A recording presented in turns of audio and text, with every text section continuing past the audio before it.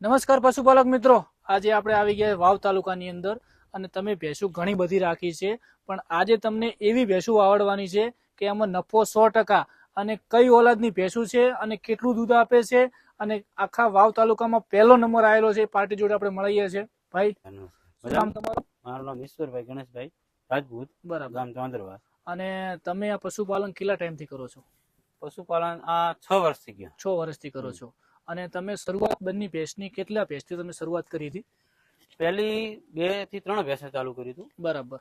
પછી ધીરે ધીરે જેમ અનુકૂળ આવ્યું એમ વધારતા ગયો. બરાબર. અત્યારે તમારા પાસે હાલ કેટલી ભેંસો છે? હાલમાં 45 ભેંસો છે. 45 ભેંસો છે.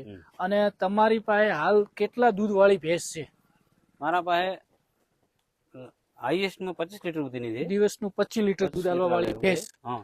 અને 10 થી 9 લીટર દૂધ તો રાબેતા મુજબ મતલબ 80% ભેંસો એવી જ છે. 40 ભેંસોથી તમારે બધી મિક્સમાં થઈને દિવસનું 20 લીટર દૂધ આલવા વાળી ભેંસો તમારી પાસે છે જ. હા. અને સારામાં સારી 25 લીટર વાળી. 25 લીટર વાળી. બરાબર.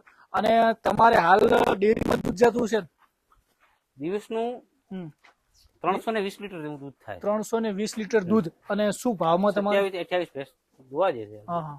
અને દિવસનું 320 આસપાસ થઈ જાય. જો મિત્રો, 27-28 ભેંસો દોવા લે, દિવસનું 320 લીટર, એટલે એક દિવસનું તમારે અંદાજિત કેટલા રૂપિયાનું દૂધ થતું છે? 16,000 નું થાય દિવસનું. 16,000 નું, એટલે મહિને 4,80,000 નું. તો 12 મહિને થાય 57 લાખનું દૂધ. તો તમારે આ વખત વધારો આવશે. વધારો 12 થી 15 લાખ આસપાસનો હશે. જો મિત્રો, બધા એમ કહેતા હોય કે પશુપાલકમાં નફો નથી. તમે આ બધી ભેંસો જુઓ છો, આમાં 27 ભેંસો દોવા આલે છે અને મહિને 4,80,000 નું દૂધ થાય છે. તમે બધું ખવડાવી દો ને તો એ સાહેબ 12 લાખ રૂપિયા તમારો નફો વધે. વધે કે ના વધે? અને પશુપાલકમાં નફો કેટલો તમે એમ કહો? નફો 35 થી 40% નફો તો રહે જ છે. બરાબર. બધું કાઢ દો, બધું કાઢ. તમારે તારા 16,000 રૂપિયા તમારે રોજ દિવસનું દૂધ થાય. તો એમાં 10,000 ખર્ચો કાઢી નાખો તો 6,000 રૂપિયા. અને બીજું પાછળ નફો તો નોખો. નફો. હા. બરાબર. જે 12 લાખ રૂપિયા આવે તો મહિને તમે 1 લાખ રૂપિયા પાકા નફા સાથે અડધું રહે. નફા સાથે 50% વધે. ધારો કે 50 લાખનું દૂધ તમે ભરાયું, હા, થઈ જાય. બીજું પાસે 50 ને 10 60 લાખ રૂપિયા તમારું ટોટલ બનાસ ડેરીમાં થયું. એમાં તમે 30 થી 40 લાખ રૂપિયા ખર્ચો કરો તો 25-30 લાખ તો વધે. 20 લાખ રૂપિયા વધે. અને તમે અત્યારે જે સોણ બોણ છે એ તમારા ઘરની જમીનમાં નોખતા છો? ઘરની. બરાબર. અને તમારા પાસે હવે સારી વ્યવસ્થિત ભેંસ તમે મને. અને તમારે ગઈ સાલનું ટર્નઓવર કેટલું થયું? ગઈ સાલનું મારે બનાસ ડેરીની અંદર 40 લાખ ની આસપાસ દૂધ હતું અને 10 લાખ દૂધ વધારો હતો. 10 લાખ 50 લાખ રૂપિયાનું ટર્નઓવર હતું. અને વાવ તાલુકાની અંદર વાવ તાલુકામાં ફર્સ્ટ નંબર હતો. પહેલો નંબર. અને કેટલા વર્ષથી તમારે આવે નંબર?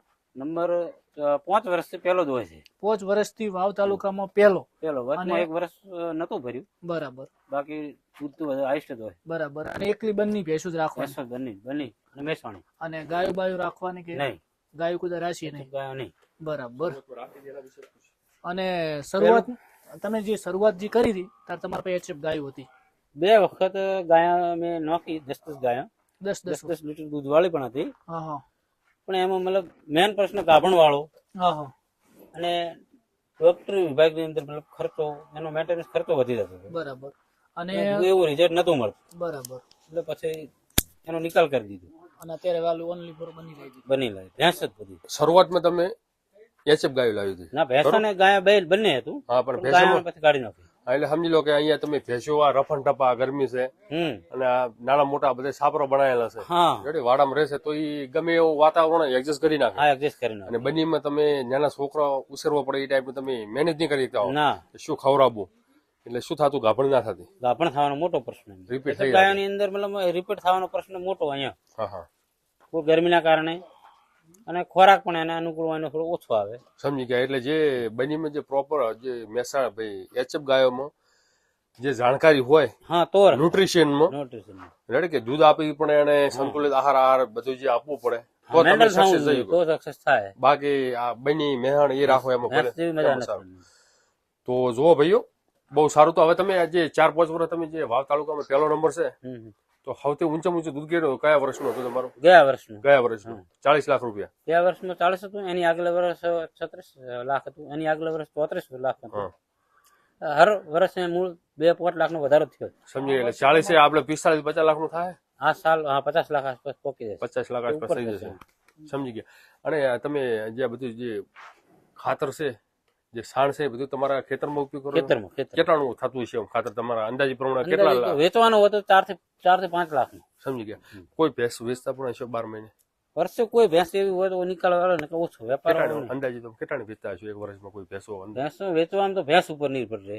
અંદાજી તો એવું તો કેટલા કેવાય લાખની વેચાતી હશે અંદાજી તો 2 થી 3 લાખ 2.5 લાખ એટલે વેપાર કરે. એટલે બધી થઈને એમ તમે ગઈ સાલમાં કેટલા લાખની ભેંસો વેચી કોઈ આઈડિયા? મેં 5 થી 7 લાખ ની. 7 લાખની સમજી ગયા. એટલે આ તમે આમ ઉપર આપણે ગણતરી મારો તો 40 લાખનું દૂધ દો. નફો કેટલો મળ્યો તમને?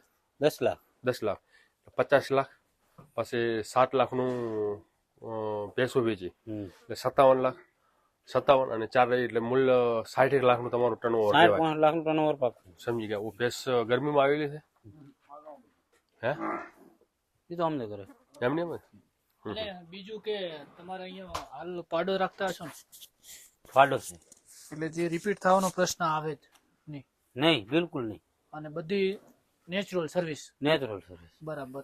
અને તમારે હાલની તારીખમાં જે અમે બધી જગ્યાએ વિડીયો ઉતારવા જઈએ તો મોટા મોટા શેડ હોય તો તમારા શેડ ની અંદર બધી રીતે કોઈ પ્રોબ્લેમ આવે ખરી? વરસાળે શિયાળે ઉનાળે બધે આ જ જગ્યાએ? ના, આ જ જગ્યાએ અહીંયા રાખવાની? ચોમાસાની અંદર હોય, વરસાદ ચાલુ હોય તો અંદર લઈ લઉં, નકા ઉનાળો શિયાળો તો અહીંયા જ રહે. બરાબર. રાતે ઠંડી હોય તો અંદર લઈ લઉં, નકા બહાર જ. અને તમારે ધારો કે આ તમારે કેટલા ખર્ચામાં બની ગયો છે શેડ? ત્યાં આ શેડ આરવા બન્યો છે 1.5 થી 2 લાખ નો. 1.5 થી 2 લાખમાં અંદર બાર નો બે?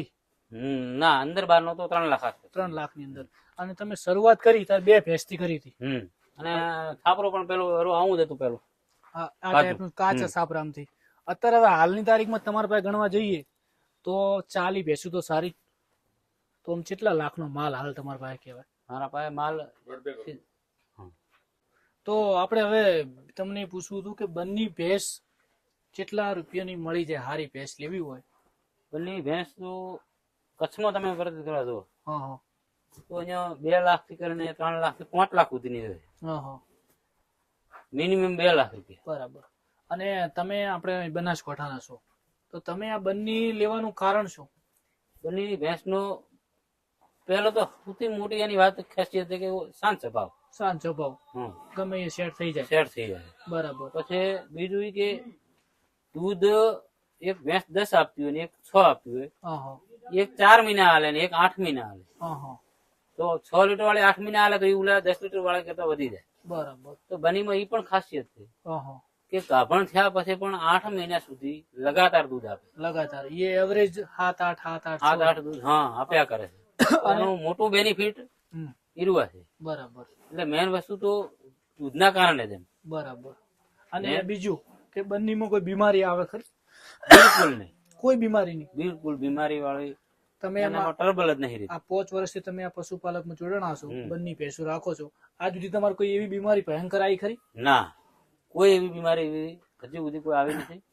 અને મેન તો મેડિકલ ખર્ચો જ બિલકુલ નથી. બરાબર. અને આમને કોઈ તમારે રસીકરણ બીજું કોઈ તમે અપાવો ખરી? હા, રસી તો જે મતલબ આપણે બનાસ ડેરી દ્વારા જે મૂકવામાં આવે છે કે ગવર્મેન્ટ થરું જે વર્ષની 2 થી 3 રસી આવે છે, ગળ સુઢાની છે, ખરવાની છે, તે મુકાઈ દઈએ. બરાબર. અને હવે તમે ચારામાં સૂકા ચારામાં શું હાલો, લીલા ચારામાં શું હાલો? સૂકા ચારામાં મગફળીની થાય. બરાબર. અને બીજી આપણી જુવાર. બરાબર. ખાસ 2 જ વસ્તુ હોય છે. અને નીલામ તો અત્યારે મકાઈ. બરાબર. તો તમને આમ બધે કરતી પશુપાલનમાં તમે ગાયો રાખી છે, બંને તમે સક્સેસ થઈ ગયા, તો આમ ખવડાવવામાં હારામાં હારું પશુને તમે શું ખવડાવવાથી દૂધ વધુ હાલે? એમ દૂધ તો ચારાની અંદર અંદર તમારા અનુભવ પ્રમાણે એમ જુવાર પણ સારી, મગફળી પણ સારી. બરાબર. અને નીલામાં મકાઈ હોય કે રજકો હોય. બરાબર. એ સારું. અને ફીડમાં તમે જે દોણમાં તમે શું હાલો? દોણમાં સાગર નાખો છો, બનાસનું. કેટલું નાખવાનું પ્રમાણ શું? કે એ મતલબ ભેંસ દીઠ 2 થી 3 કિલો. એક ભેંસ ખાલી 2-3 કિલો જ દૂધ 10 લીટર કરતી હોય તોય? અને પાપડી 2 થી 3 કિલો આવે. મૂળ મતલબ 5 કિલો ઉપર દોણો થઈ જાય. એટલે કહેવાનો મતલબ આવે મતલબ 5 કિલો. કહેવાનો મતલબ 10 લીટર દૂધ હોય તો 5 કિલો અનાજ ચાલવાનું, બધું મિક્સ થઈ મિક્સ કરીને 50%. એટલે તમારે બધું જળવાઈ રહે. બરાબર. અને પછી જેમ જેમ દૂધ કાપે એમ થોડું ઓછું કરવાનું કે એનું જ રાખવાનું? હું રનિંગ જ રાખું છું. એટલે કહેવાનો ભેંસની હેલ્થ જળવી રહે. બરાબર. શું કે ડ્રાય લોબો ટાઈમ છોડતા ન હોય તો પછી એને દોણો જોઈએ. તમારા પાસે બંને મહેસાણી મહેસાણી બંને છે બંને. રેડી? મહેસાણી કેવી લાગે તમને? મહેસાણી ભેંસ ખૂબ સારી ભેંસ છે. હમ. દૂધ માટે મતલબ બહુ સારી ભેંસ આવે. હા, બીજું સ્વભાવ થોડોક તીખો આવે હમ. પણ દોવા માટે દૂધમાં તો બંનેની કેટેગરીમાં એટલી જ છે. એટલે કેટેગરી એટલે તમે વ્યવસ્થિત પસંદ કરીને લાવી છે એટલે તમારા પાસે સારી છે.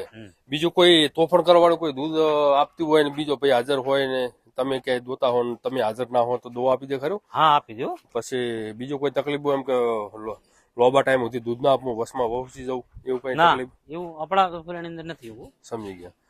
જો મિત્રો બહુ સારું પશુ છે અને તમે જો આ બધી તમે તબેલો કરો તો મારો બધા મિત્રોને વિનંતી છે, જો તમે આ 1 કરોડથી ઉપરના અહીંયા પશુધન છે.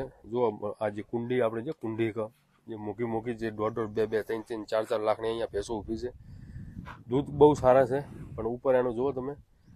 સભી બધા પશુપાલક મિત્રોને એ વિનંતી છે કે તમે આ તબેલા પાછળ ખર્ચ ના કરો, સારા પશુ રાખો. રેડી? તમારા પાસે સારા પશુ હશે તો તમે બધું કરી શકશો. દુધારું પશુ વધારે જૂનું. આમાં દિલીપભાઈ મેન ફોકસ શું છે?